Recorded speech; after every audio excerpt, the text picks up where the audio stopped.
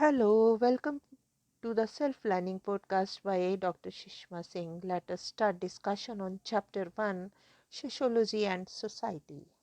And our topic is the sociological imagination, the personal problem and the public issue. We begin with a set of suggestions that drew our attention to how the individual and society are dialectically linked.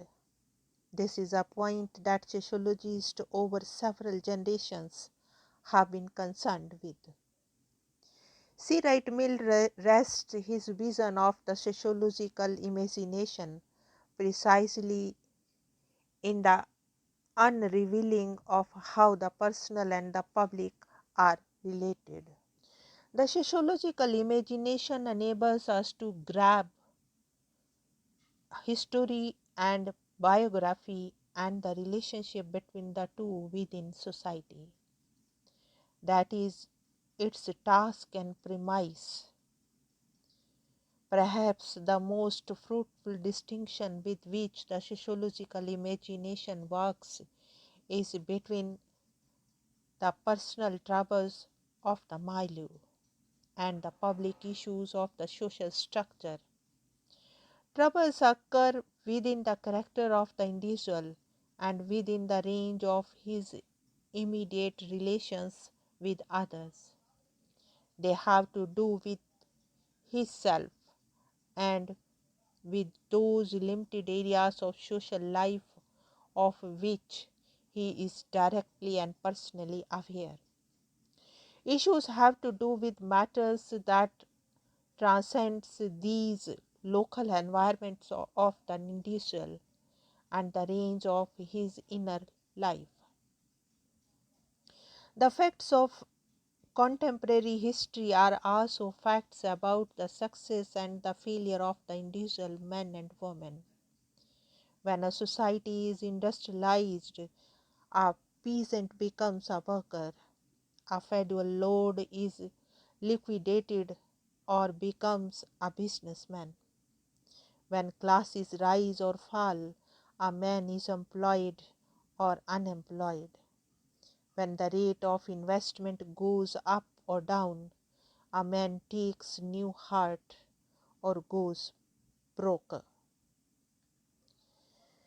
When wars happen, an insurance salesman becomes a rocket launcher, a store clerk, a radar man, a wife lives alone, a child grows up without a father.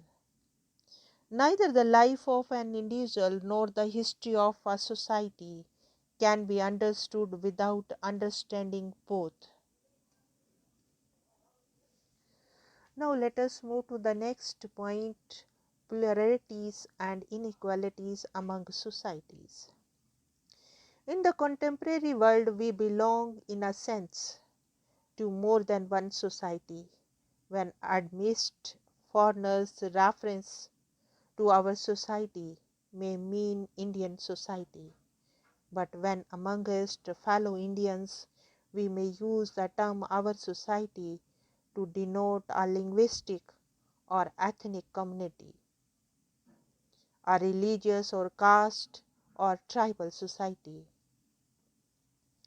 This diversity makes deciding which society we are talking about difficult. But perhaps this difficulty of mapping society is not confined to sociologists alone, as the comment below will show.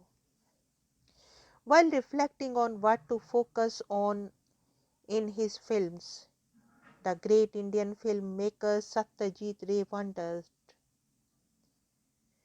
what should you put in your films? What can you leave out? Would you leave the city behind and go to the village where cows graze in the endless fields and the shepherd plays the flute?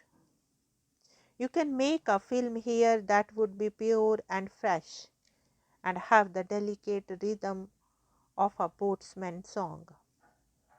Or would you rather go back in the time way back to the epics where the gods and the demons took sides in the great battle, where brothers killed brothers?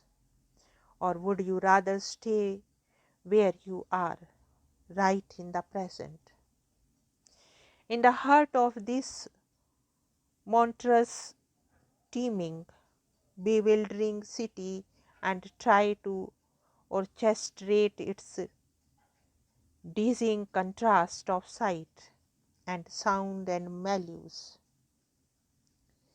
This question of what to focus in society is indeed central to sociology. We can take Satyajit Ray's comments further and wonder whether his depiction of the village is romantic.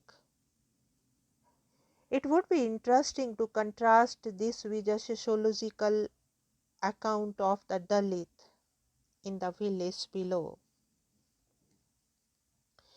The first time I saw him, he was sitting on the dusty road in the front of one of the small thatch-roofed tea shops in the village, with his glass and saucer placed conspicuously beside him, a silent signal to the shopkeeper that an untouchable wanted to buy some tea.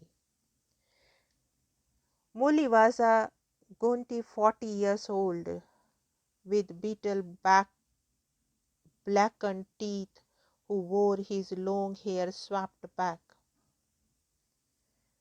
A quote from the Amartya Sen perhaps illustrates well how inequality is central to differences among the societies. Some Indians are rich, most are not. Some are very well educated, others are illiterate. Some lead easy lives of luxury, others toil hard for little reward. Some are politically powerful, others cannot influence anything.